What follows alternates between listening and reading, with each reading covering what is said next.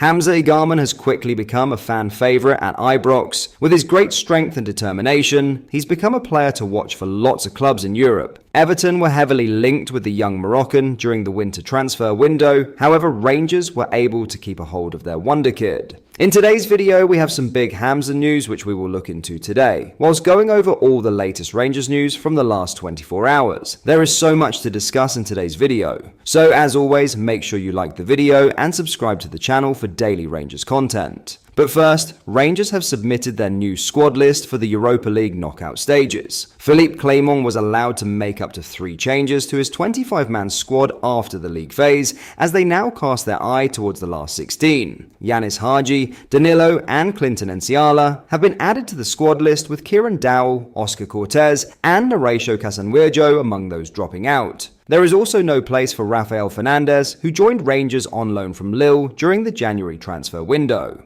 Ross McCausland, Bailey Rice, Leon King, Mason Munn and Finlay Curtis are included in the B list, which comprises players trained at the club. Explaining his selection, Clement said, "Firstly, that it's always difficult. And the most difficult is that we could only make 3 changes, so that made it even more difficult. So we have Danilo back in the squad. He was unlucky with his shoulder, with that contact and a bad fall, but he's going to start training next week with the group again. So he will be normally fit for these European games. So that was a logical one. Yanis Hadji to get in the squad again is a very logical one. And Clinton Enciala instead of Nana was also a logical one. So that were 3 and I couldn't do more. So that's a pity. 2 players who fall out because of that is Rafa Fernandez. He's just here and we have the other centre-backs fit. It was also difficult to keep Clinton out or to take somebody else out for Rafa, and then it should be Clinton because we only had 3.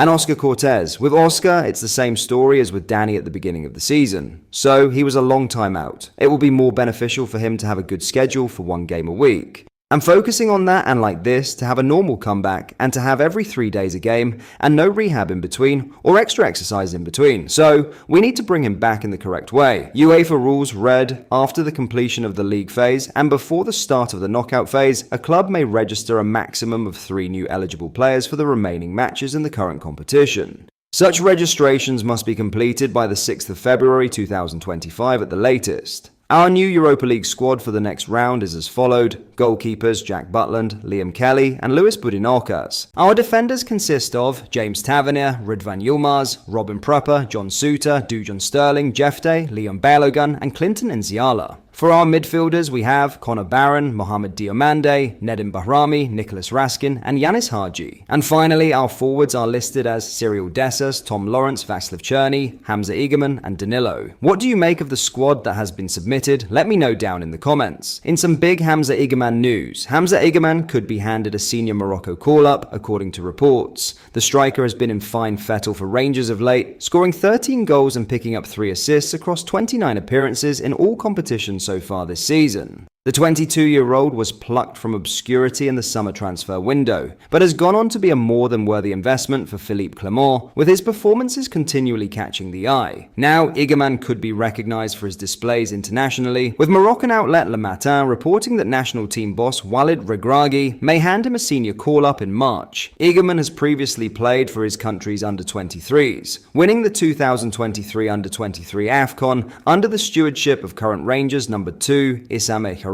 He could now be set to represent his nation at the senior level for the first time when they face off against Niger and Tanzania in World Cup qualifiers next month. It comes after the forward was recently named the Scottish Premiership's Player of the Month for January. Do you think he deserves a call-up? He has certainly been a really important player for Rangers so far, and he will continue to improve. Surely he deserves a call-up to reward his fine form. Let me know what you think down below. Before we get into the next story, if you haven't already, please leave a like on today's video and subscribe to the channel for daily Rangers news. Thank you, let's get back into the video.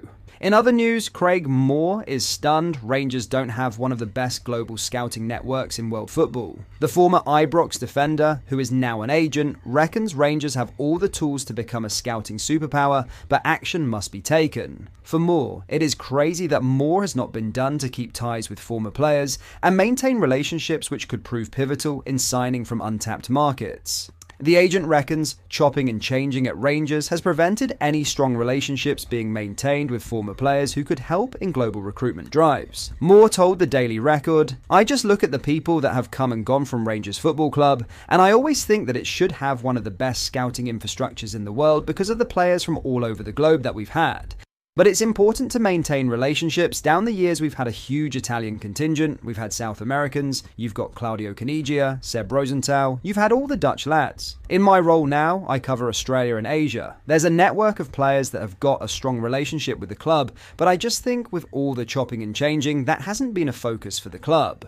There's a lot of people at the club that will not even know that those players actually played for Rangers. That passing of the baton in terms of your network, I think it's really important. I understand that everyone comes with their own network, but there's a lot of people that have come before them that know what it means to represent Rangers in a winning period. Listen, sometimes what I think is a wonderful idea isn't shared by others. I just think that there are a lot of opportunities to explore in different areas. What do you make of the former Rangers man's comments? Do you agree? Let me know down below. Finally, Castore founder Tom Bejon has revealed the partnership with Rangers was transformational and helped build the brand into a $1 billion sportswear empire. The Liverpool company have produced Rangers kits from back in 2020. Castore also assist in retail operations at the club. Castore work with huge clubs and athletes around the world, with Andy Murray having been kitted out by the brand in the past. The company supply Everton, McLaren Formula One, Red Bull Racing, England Rugby, and England Cricket. However, the partnership to produce Rangers kits is the standout collaboration for Bejon, who branded the agreement as transformational. The reason for that is simple. According to Bejon, Rangers are a truly global brand with genuine backers around the world. Launched by pitching to personal trainers outside gyms, Castore has been labelled as a $1 billion sportswear empire and legitimate competitor to Adidas and Nike. Speaking on the Secret Leaders podcast, Bejon named Rangers as the partnership that really made a difference for Castore. He explained, "There are a lot of clubs think they have a global fan base. There are not that many that do.